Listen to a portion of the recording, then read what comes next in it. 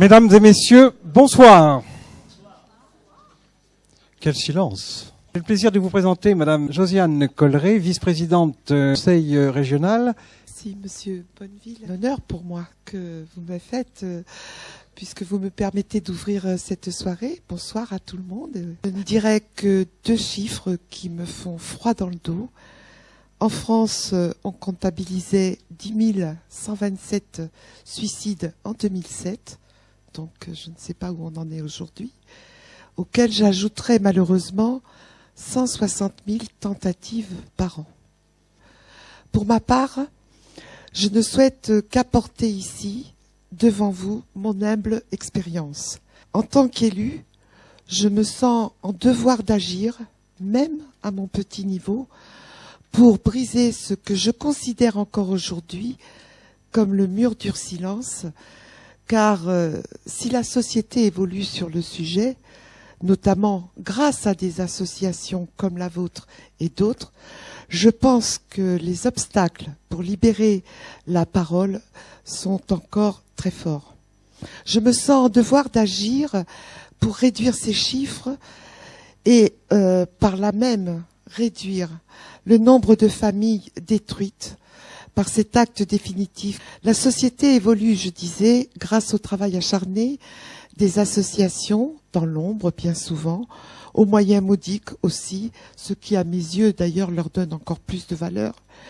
Mais elle a été contrainte aussi d'évoluer au regard de la désespérance sociale, illustrée à l'extrême par les médias, qui ont contribué aussi à leur manière à faire avancer les choses, en évoquant la situation en France, notamment à France Télécom, à Renault ou dans les prisons. Le suicide est une conséquence de causes diverses, mais il est des causes sur lesquelles, j'en suis archi convaincue, la société peut agir, notamment sur un certain nombre de paramètres qui conduisent à la désespérance sociale. Pour cela, il faut une vraie volonté politique, mais il faut aussi des mobilisations citoyennes. Car je vous dirais en toute honnêteté que la prévention du suicide ne faisait absolument pas partie de nos axes de réflexion en 2004, quand nous sommes partis à la conquête de la région, d'autant qu'en la matière, le Conseil régional n'a absolument pas compétence. Alors je suis allée sur le terrain régional, à la rencontre des jeunes en particulier, puisque j'avais la délégation jeunesse.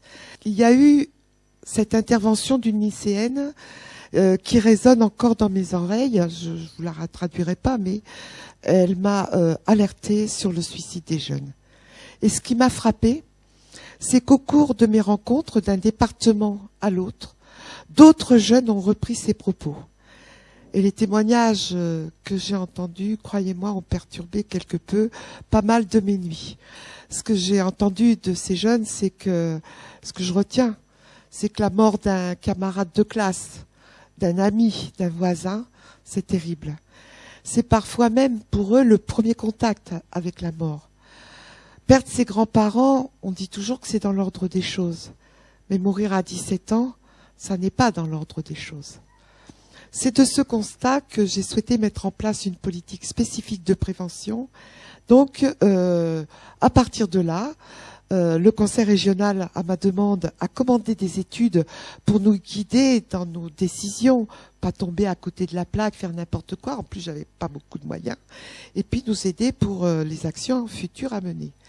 Et ces études ont montré qu'en Languedoc-Roussillon, le suicide des jeunes était supérieur à la moyenne nationale et que dans le milieu rural, c'était aussi la première cause de mortalité chez les jeunes, après les accidents de la route. Dans le concret, ça a démarré en 2006 parce que faut réfléchir, faut construire, Donc en 2006, on est rentré dans le concret.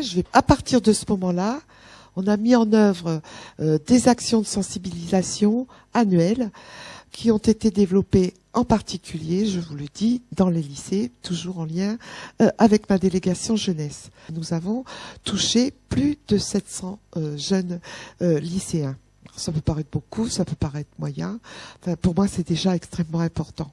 De ces rencontres ressortent des regards différents sur les copains, comme ils disent dans les fiches d'évaluation. on voit pas les choses de la même façon. Il y a vraiment une volonté chez beaucoup de jeunes maintenant de comprendre certains comportements de leurs copains. Et puis il y a une attention nouvelle, un regard nouveau sur l'autre. Nous avons travaillé sur des actions mal-être, mieux-être. Donc, je vous l'ai dit, je ne relate pas tout, mais sachez quand même qu'on a aidé, entre autres, à la mise en place sur le territoire régional de 38 points écoute jeunes dans les MLI et les associations, et que nous avons contribué par là même au financement de 11 postes de psychologues. Alors, évidemment, hein, le bilan au regard de l'enjeu, ça paraît petit. On n'a pas le droit, quand on est dans une société digne de ce nom, de laisser mourir un jeune. Ça, pour moi, mais je dis un jeune parce que je m'occupe des jeunes, mais je sais bien aussi que le taux de mortalité chez les personnes âgées est beaucoup plus important.